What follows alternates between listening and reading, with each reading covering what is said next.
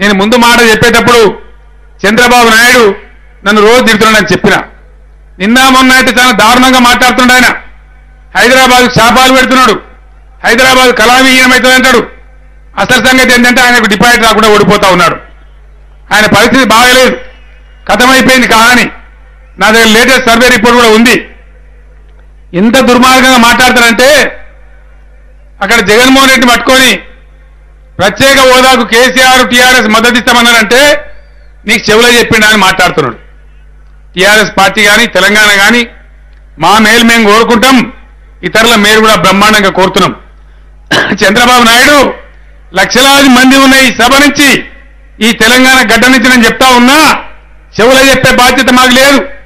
చీకటి పనులు నీలాగా మేము చేయం, ఏళ్ల పొద్దుగా లేచి మంది గోతులు తీయం. మేము ఆ కుట్రలు మాకు రావు. తెలంగాణకు మేము బాగుండాలి, ఇతరులు కూడా బతకాలని మేము కోరుతాం.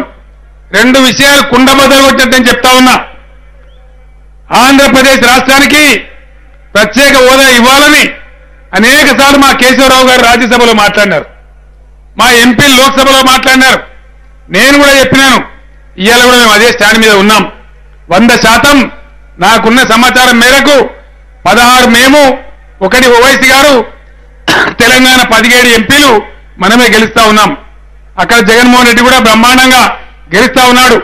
35, 36 ఎంపీలు ఇద్దరం కలిసి అయిపోతాం.